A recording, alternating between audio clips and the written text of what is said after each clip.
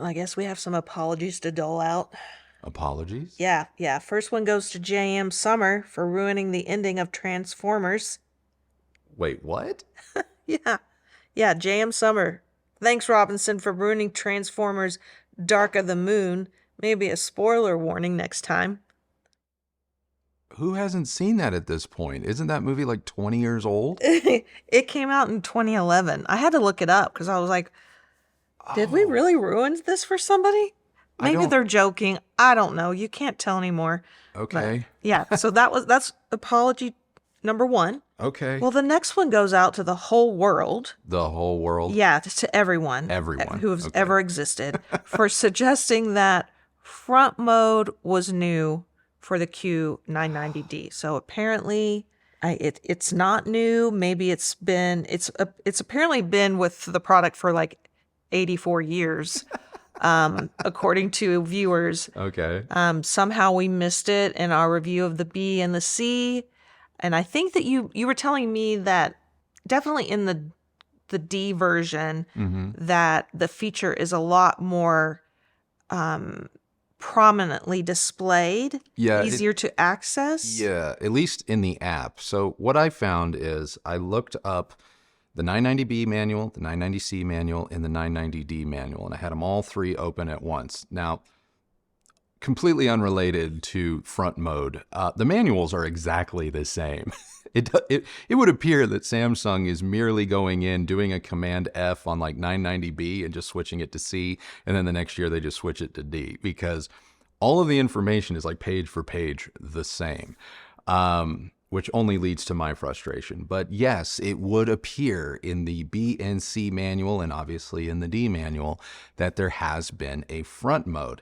So apologies. Now, what I found though, in going over my B camera of the app, the SmartThings app, which you need to be aware, is how I really do interact with these bars 90% of the time. I don't use the included remote all that much. In the app, based on my screen captures of the B and the C, it does appear, at least to what I was able to scroll through, it does appear that in the app, front mode has been given a little bit more prominence, which may explain why I missed it in this B and the C. And for that, I apologize. But if front mode isn't new, that means really the only difference between the B, C, and the D is the presence of HDMI 2.1 for the 990D. So I stand by the rest of the review. I even stand by the whole review, even the front mode bit, even if I wasn't technically correct about it being new. But I also stand by my conclusion that the 990C may be the best overall value in all of soundbars. But you're still sorry. I am still, no, I am. Look, I don't like getting things wrong, but I'm not too big to say when I do get something wrong. So I apologize. I think that out of all of the new soundbars that we've had this year, the Samsung is still the best. I mean, soundbar. Yeah. Yes. Yeah. Yes. And I know it's not that different from the other Q bars, which you've already gone over. Yeah. But it's still very, very good. And at $1,400, I don't think it gets much better. Yeah. I do prefer the Samsung over the Sony Bar 9. Oh, yeah. Especially when it comes to music. The intelligibility is great with the Samsung. The subwoofer is fine. I mean, honestly, I do not understand the complaints over it. But speaking of the complaints, yeah, I'm just going to get right into it. All right. Nathaniel 6 says, I think they should improve the subwoofer and bass performance in the next iteration. Rafa has a solution for their subwoofer woes. Rafa says, I got the Q990D, getting ready to return it. Subwoofer is terrible. Tries to be what it's not, a larger sub. My old 10-inch Vizio subwoofer is miles better. Every other speaker sounds flat and a bit bright, even after using Jazz Equalizer, whatever that is. Yeah, it's one of the presets. Okay, large, quote, large sound, low quality, nothing enjoyable. It's going back. Yeah, I think Rotha was the one that went on to say that he went online and found some, quote, tutorials on how to like jailbreak the Samsung subwoofer by literally opening it up, getting access to the amplifier plate, and then somehow using the amplifier plate inside the Samsung to then feed a signal to another powered subwoofer through the line level inputs, which we're not even going to get into Ohm's law and all of the reasons why this is an absolutely awful idea. To anyone watching this, number one, you cannot add a third-party subwoofer to the Samsung. It's not possible. And good luck with your return having broken open the the subwoofer to then patch speaker leads from one amplifier plate to another amplifier plate. And yeah, sure, maybe you are achieving sound, but I think you are slowly cooking one or both subwoofers. But again, you know, hey, the internet is just full of brilliant ideas. Yeah, when it comes to the bass, I think I'm gonna say some unpopular things. I think a lot of people, bass heads especially, have bass completely ass backwards. Sorry, I do. Look, if you are somebody that wants bass to just be a singular note, and I mean this, a big fat just boom. And if you don't hear rattling somewhere in your house, whether it be a light fixture or a lamp, or you don't feel it in your feet or maybe somewhere in your bowels, then yeah, maybe, just maybe, the Samsung sub is going to let you down. But frankly, I'm going to argue a lot of subs are going to let you down unless you're just cranking it to 11 all of the time just to get that singular push. That's not bass, in my humble opinion. That's not bass. There's nuance to bass. There is texture to bass. There is speed, articulation, detail, finesse that need to accompany that push of air. And if you're going purely for the push, you can get that pretty easily and fairly cheaply. But if you want more than that, at maybe the expense of gut-punching push, the Samsung delivers. And our own measurements prove this. I mean, I wasn't even trying to get the most linear response out of this sub. In its default setting, if you look at our measurements, in its default setting, sitting in arguably the worst position in my room, which is right next to the bar itself, which I put it there for the purposes of photography, you can see that it is plus 10 to 15 decibels over reference at 75 dB in that awful, awful placement. And that's at its default 0 setting. So whenever I hear people say, oh, the sub isn't strong enough, or it's so weak, these people likely have not experimented with placement. I'm not saying everyone, but it stands to reason that either you are sitting in or your subwoofer is sitting in a null where the room is actually sucking bass from the subwoofer, or you're after one thing and one thing alone, and that is to crack your foundation, in which case the Samsung's not going to do it. But a lot of soundbars, subwoofers won't do that. And before any of you, I swear to God, before any of you go, but the Dragon will, no, it doesn't. We've got one. Wait for that. I digress. I know this person. I believe their heart is in the right place, but oh yeah, no, I'm getting to that point where I'm going to start kind of arguing back about, bass, because I think bass is one of the most misunderstood aspects of home theater, and it's also the thing that I think a lot of people get wrong. And because bass is supposed to wow you right away, when you're not wowed instantly, I believe the snap judgment is made and the verdict is in. When in reality, bass takes time and it takes understanding. We have one more subwoofer question. Oh, okay. Hamad wants to know if you would recommend the 990D without the subwoofer. This person can't use this subwoofer. Their apartment is too small. So he'd like to know your opinion about the bass, the 990D's bass without the sub connected. Yeah. And we typically start that way Yeah. with our review process of a soundbar. So I thought this would be a good question you could answer. Yeah, I will say that the Samsung bar on its own does not really wow with bass because it ships pretty much as a complete unit, and that is Samsung knows a subwoofer is in the box. They really have designed the bar to rely on that. And on its own, the bar doesn't really play very much below 100, maybe 100 hertz, 120, 100 hertz, somewhere in there. So while that is technically the upper reaches of bass, it's not the 50, 60, 40 hertz-ish bass that people may go, okay, no subwoofer required. If you need a sound bar that is going to have a little bit greater sensation of bass without needing a subwoofer, I think you need to probably shop for a sound bar that wasn't necessarily designed to go with a subwoofer. And what I mean by that is something like the Bowers & Wilkins Panorama 3. Like, that is a standalone bar. It's got some larger woofers in it, and as a result, while it doesn't play to subwoofer-like levels, it will give you the sensation of bass. You might even be really well served by looking at the Bose Smart Ultra, which is slightly smaller than the Samsung bar, but in a lot of rooms, I have found that it has a greater sensation of bass compared to the Samsung. Another one, this one's going to be a little bit more expensive, but the Bang & Olufsen BioSound Stage, also a complete all-in-one standalone bar that excellent for music and has pretty decent bass.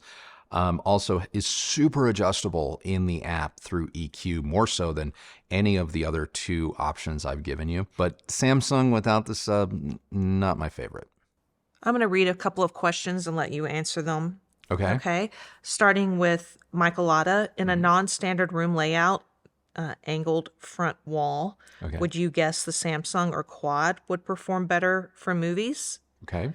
Hockey and Polo says, any recommendations for a room with vaulted ceilings? I'm worried things like Atmos or any upward firing speaker will be lost in such a large room. Okay. Ari might be helpful to Hockey and Polo's question. They tried this system and ended up returning it because they have an acoustically challenging loft apartment with high ceilings and a left side that's open to a normal ceiling height, smallish kitchen.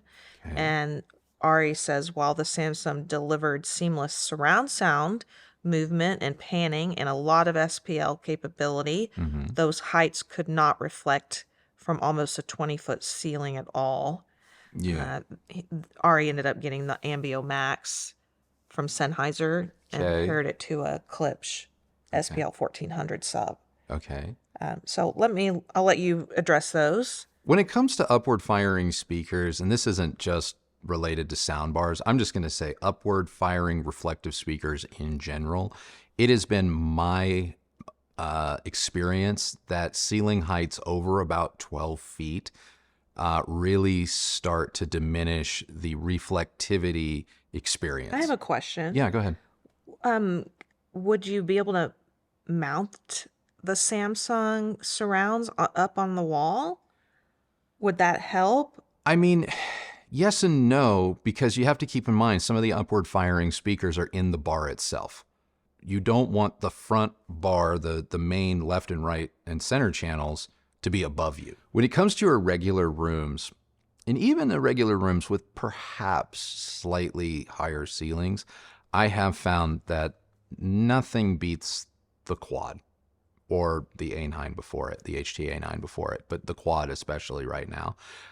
Nothing beats the Quad in an open room. And that just comes down to having true discrete loudspeakers with, call it hi-fi or traditional home theater separation. And And then, of course, the mapping of the sound to your listening position with the quad. That, frankly, honestly, while the Q Symphony, or not, I'm sorry, while the Q990D has a quote form of auto room correction, it's not the same as what Sony is able to do. I agree with you. I mean, I love the Samsung Q990D and the Mm-hmm. other alphabet letters before it. But I do personally prefer the quad Yeah. over the soundbar. Like you said, the being able to set up those speakers around your room do provide a lot of extra benefits. Oh, yeah. Just, But I totally understand, like, if you're like, you don't want to see that, or you just don't have the space for it, then or maybe the budget. It is like Yeah. $1,000 more money. that is true. Yeah. But just wanted to throw that in there in case anybody was wondering, like, well, do I like one or the other better? Alexander has a different type of challenge when it comes to their room. Okay. Rather than a large open space with tall ceilings, they do not have the space behind the sofa for the rears. They would have to be somehow put on their couch, and one of them would be in a corner of the room right next to the wall. So the question is someone using, or is it possible to use the Q990D in this kind of situation, or will the sound of the side speakers of the rears bounce off the wall too much? Totally able to be used. In fact, if you go online and Google Samsung Q990D manual, the first result you'll get is the PDF. And there are several diagrams, one of which I believe depicts your exact setup. What I will caution, or not caution, but what I will say is, if you go this route and get a 990D and set the surrounds up, I would also invest in an SPL meter, and we'll link to one down below. You don't have, the SPL meters are not expensive. It's going to be another $20 tops, but invest in an SPL meter. And the reason I say that is because in your case, in order to keep the surrounds from maybe appearing or sounding too strong or overpowering where you're hearing them more than, say, the front, you're going to want an SPL meter to maybe kind of channel match. And you can go like on YouTube and play multi-channel sound demos. So if you put the Samsung in, say, standard mode, which isn't applying any up mixing, and it's just going to play the left, center, right surround channels, you're going to hear that test tone. There's also test tone discs, 3 or 4 actually out there, and maybe if I think of their names, I'll link to them down below as well, or I'll ask KRISTI to do that. And you can put that in your Blu-ray player, DVD player, whatever, and it'll cycle through. And then you get your SPL meter, and then you can just adjust to make sure that maybe if one surround speaker happens to be a little bit closer than the other one, you can turn that one down so that the volumes are still matched. And that's going to give you the most balanced sound. Well, now it's time for our viewers' favorite segment, which are the comparisons that you've missed. You've already kind of spoiled this one. All right. Solus 8. Mm-hmm. I have one question. One. Will you review the Nakamichi Dragon? Yes. Yes, we will review the Nakamichi Dragon. And not because Nakamichi finally decided to bless us with a review sample. No, your girl KRISTI over here came to me a couple of weeks ago and says, hey, they're in stock. Should we pick one up? And we did. Moving on, David says, I know when people see these reviews, they always want to ask you, how does it compare to the Nakamichi Dragon or a Sony Bravia Quad or something that's completely out of its price range? But Thank you, David, for recognizing that. But honestly, David goes on to say, but honestly, is the fidelity difference worth thousands of extra dollars? And what about for you? You've heard all of these expensive systems. Mm-hmm. Are they so much better that you can't just go back and be satisfied with the $1,500 Samsung system, or do you really not notice the difference unless they're side by side? Great question. Straight up, I can be totally satisfied with the $1,500 990D. I really could. That's not me, trying to curry favor with anyone. I really genuinely enjoy the Q series of products from Samsung. I think they're really good. And if you take the time to get to know them, set them up, and don't make snap judgments and make them work with you in your room and how you want to enjoy them, they are phenomenal. I can find almost no fault with them for what they are and the price that they often command, which by the end of this video, I wouldn't be surprised if the 990D is like $100 cheaper, because that's just the way Samsung is with their pricing on these bars, but I digress. Is there a huge tonal shift? I mean, anytime we're talking about more budget-oriented small drivers relying on subwoofers, especially crossed over pretty high, I'm talking like 200, 300 hertz even, tonally, you are going to run into a lot of similarities, a lot. And then considering the fact that there's a very real chance a lot of these kind of products are all using very similar drivers, very similar amplifiers, because these are all designs, products, whatnot, that can be manufactured to a price, blah, blah, blah. You understand. So no, tonally, there isn't huge deltas, but there are products in this sphere of products that do stand out. So if we're suggesting that 80% of soundbars kind of fall within a realm of, oh yeah, that sounds like that. I'm used to that sound. The standouts really do stand out. Like the quad, it may not have necessarily a wholesale different tone, but it does have a different experience. It does have a different sensation when watching the same content. The Ambio does things a little bit differently, and that's what makes it stand out, especially when visually your brain realizes that it's just looking at one object. There's no objects behind you. It's just one bar. And it uses larger drivers, and so it has that fuller sound. I kind of feel the same way about the BioSound stage. Like it just goes about things a little bit differently, and because it's an all-inclusive unit, it's easy for that bar to stand out tonally. I think Samsung is fantastic, and it does have its own sound, but I won't go so far as to say, like, if you're going from an LG to a Samsung, is it gonna be like going from Sony SS-CS5 $60 speakers to suddenly buying, Revels? It's not like that, okay? But there are some differences, and from a set it and forget it, ease of use, and just, plays well with everything, I do think that Samsung kind of leads the pack in that respect. All right, well, moving on to another product. I think thanks to some recent reviews of this, we're seeing more requests that we review the FLEXUS. Black Hawk PSU says, I wish they, meaning Samsung, would follow the KLIPSCH FLEXUS route that allows one to add a subwoofer of one's choice, and I'd like to see a review of the FLEXUS. Okay. Maybe I think at this point we could just finally say why we aren't reviewing it at this point, or haven't reviewed it. We had the FLEXUS. We were sent all of the FLEXUS products, and I do mean all of them. We had both bars, we had the surrounds, we had the two big subwoofers in the line. I had incredibly high hopes for the FLEXUS system. I did, because if you've been watching this channel for any length of time, you know that while we were big fans of the Cinema 600, which I believe was one of KLIPSCH's very first early 3.1 soundbars, the 1200 Atmos up-firing beast was a huge disappointment, huge letdown. Had massive bugs in it.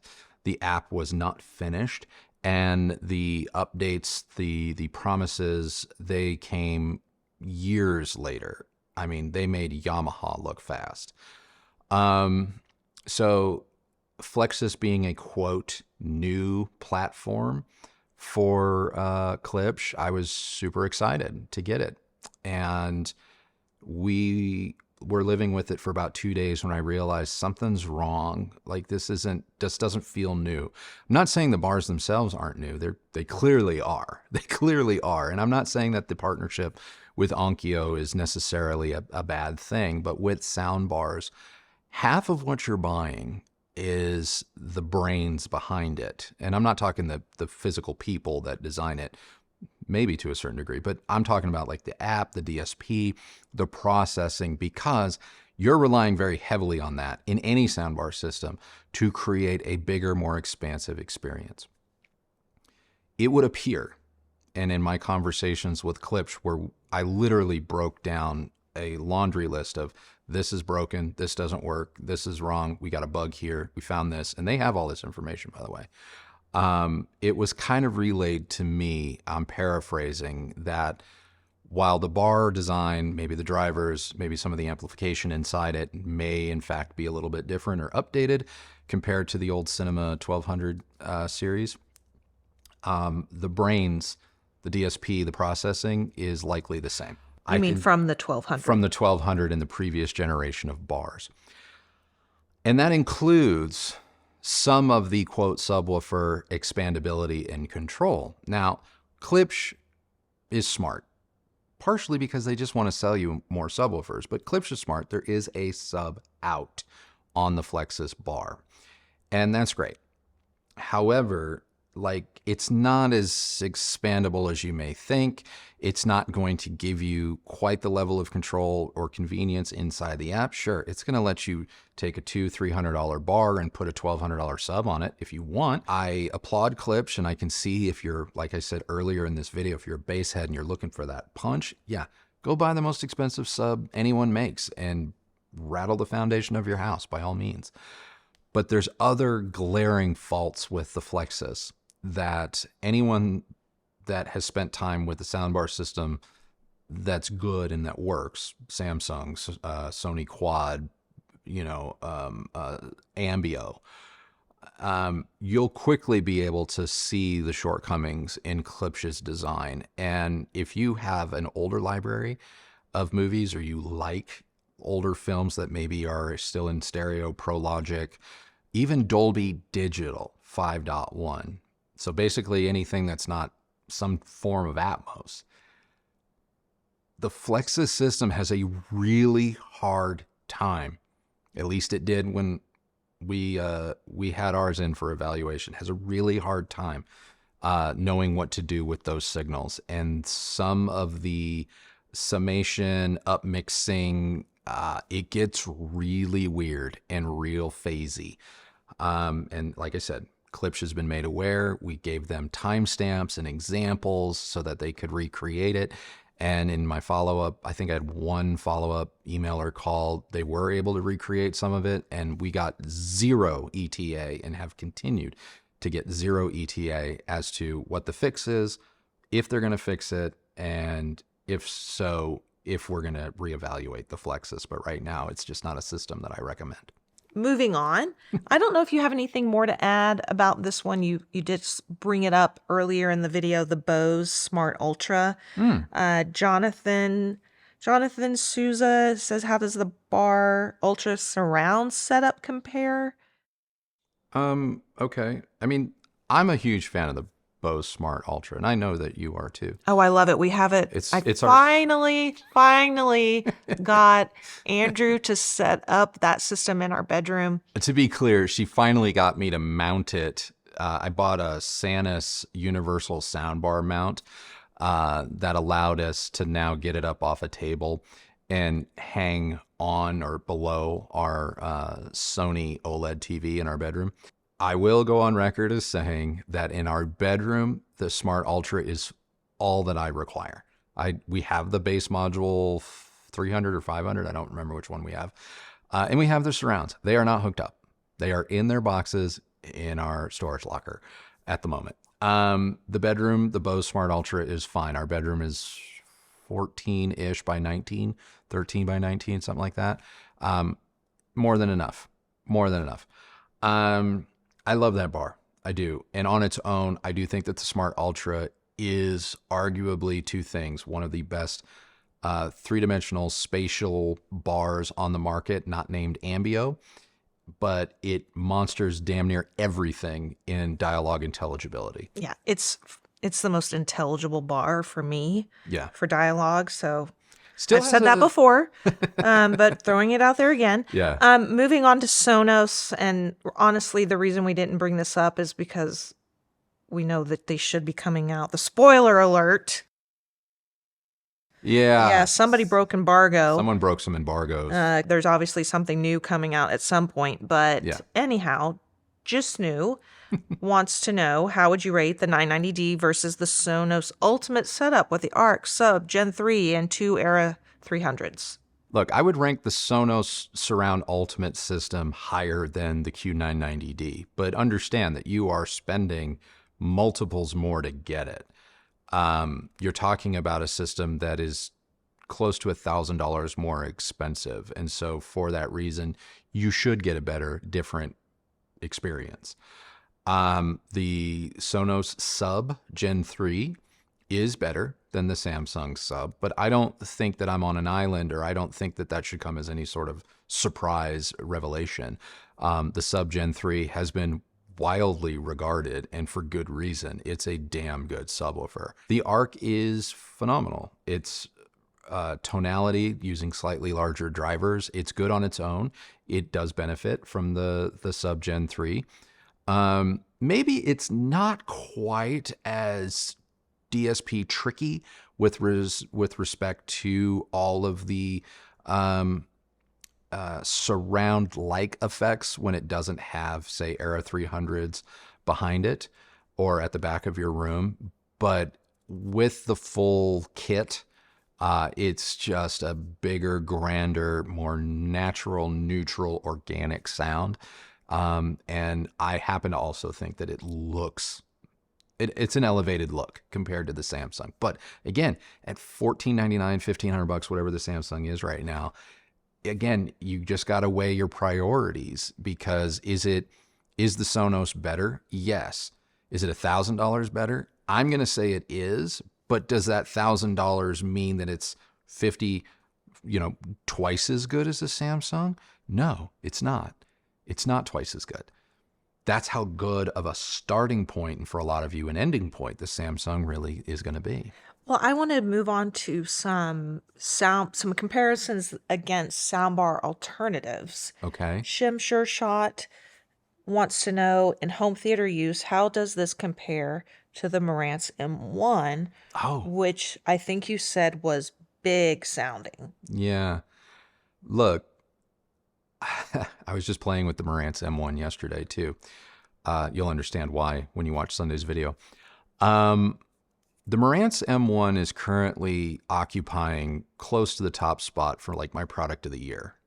Just full disclosure. The more time I spend with that, the more I realize that A, it's really, really good, and B, I still don't even believe our review of it did it justice. That product is amazing. And the fact that it does virtual mode and you can attach, your own stereo speakers and a subwoofer. Like I said, the Marantz M1 is Dirac Live or some type of room correction away from being perfect.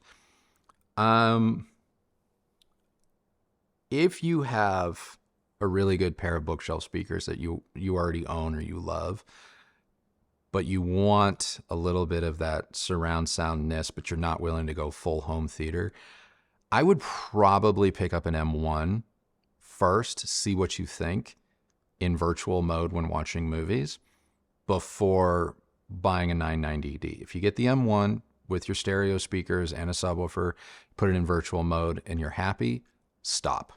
And I mean this, stop.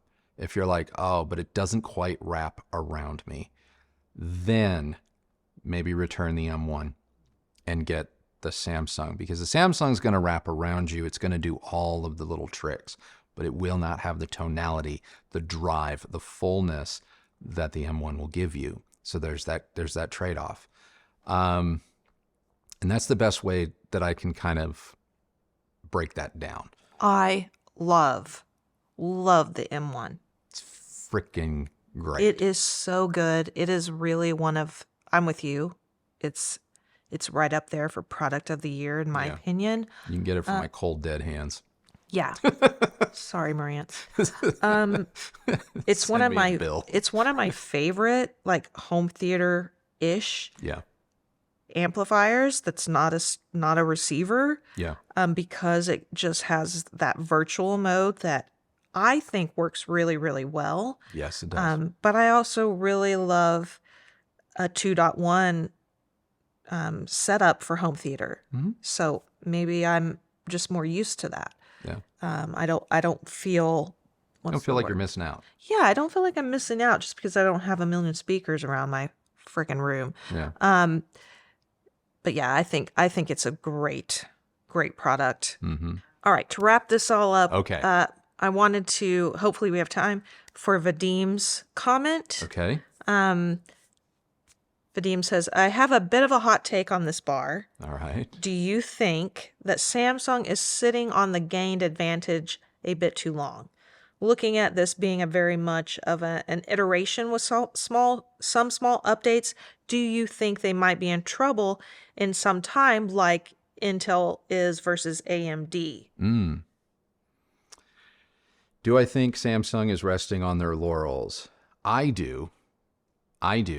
But I also understand the argument, and several people have made it in the comments, if it ain't broke, don't fix it, to which I also agree. There's something to be said for a product that time and time again performs as it should. That said, I could make the argument, why then manufacture a new model? Why not take the approach that Sonos does, or Apple does, or Bang & Olufsen does, and that is let your product live for a minute. And I get that from a shareholder perspective, from just a business perspective, a global brand like Samsung or any global brand, like you need something new to sell. It's important to your bottom line. But it would appear in this instance that for 3 generations or 3 years running, we've gotten the same product, which is why I'm retiring it until it's something new to talk about.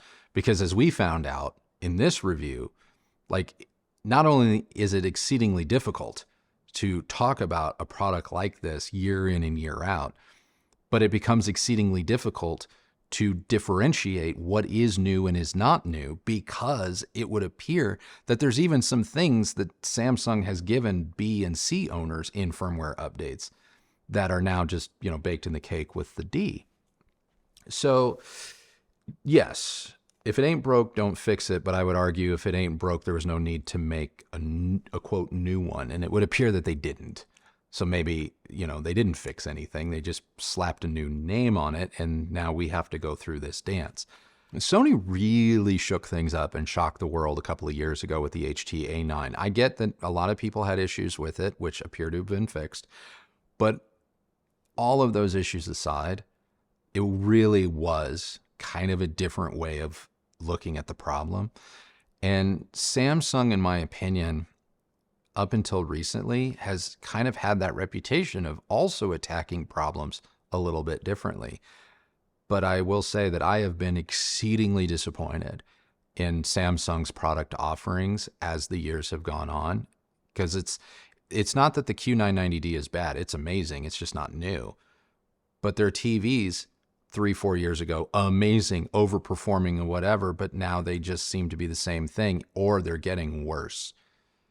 But their claims, Samsung's marketing claims, aren't becoming any less grandiose. And so I'm waiting now for the moment where the rubber meets the road. All right, I think we've done it. That's it? We've wrapped up episode... Whatever.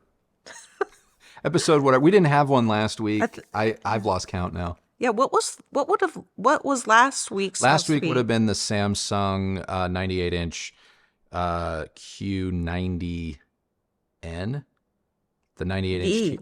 The television. The television, yeah, the 98-inch TV that was just 150 pounds worth of disappointment. Okay, wait a minute. Look. It was, there were some concerns, and we did have we went down a road with Samsung and their televisions, because if you go watch that review, which Yeah. not many people did, Yeah. the QN900D or whatever it is, we had that in. It had crazy weirdness issues going on that we Yeah.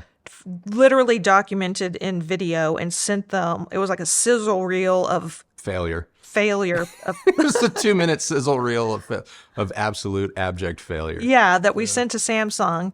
And of course,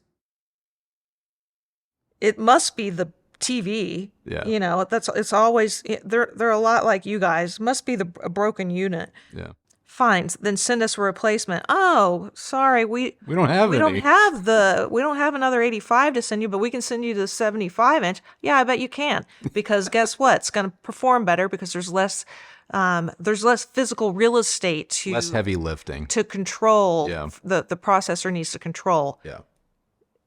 Okay, so there's that, and then they sent the 100-inch or 98, whatever it is, the yeah. bigger one, Yeah. completely different model. We're like, all right, yeah, fine, send us that, because we're not going to take your 75-inch miniature version to replace your so-called broken 900D. Now, the big one came in, and guess what? It had the same darn issues. Yep. Same darn issues. Now, Andrew was able to finagle this TV to, he beat it into submission and got a pretty good picture quality. If you turn all of Samsung's, basically, if you turn all of the processing off, there's a decent TV in there. There's a decent TV in there. But at $14,000, that's like buying a house and being like, well, if you just stay in the living room and don't go in any of the bedrooms or the bathrooms. It's like our pool right now. Yeah, it's like our don't go in the spa. As long as you just don't go in the spa or, walk over onto the left side where we're still fixing some things, it's basically done. Yeah. Yeah. Listen, So- I thought ultimately the Samsung, that TV had a really nice picture quality, but again, Andrew had to basically turn off everything you're paying for. Yeah. So at that point, it's like, why would you bother to spend 14 grand on something that you're not able to utilize all of the features that you're supposedly paying for? Yeah. But at the end of the day, it still was a pretty decent picture. I still think the Sony 98-inch TV is a better buy, but Yeah, all day. anyway, there's your too long didn't watch, couldn't watch Unplugged 17. We're now on Unplugged 18. And it's over. This is FYI. This is not a review of the Samsung Q990D. That video already came out. We'll link to that below. It's funny how people don't quite get it. Yeah. But yeah, I think we've covered it all. Yeah, I think so. Everyone have an awesome day. Yep. Thanks for joining us. Hit that like button. Yep. And if you, oh my gosh, I need breakfast. If you have any questions, obviously leave them down in the comments below. If you have any questions about the things we've talked about, guess what? I have linked to everything. Just open the description, the more, where it says more in bold. All right. Click on it. Yeah. And there is Wrap it up, Robinson. wealth of information. I'm getting to it. And then that's it. All right. We'll see you on the next one. See you Sunday.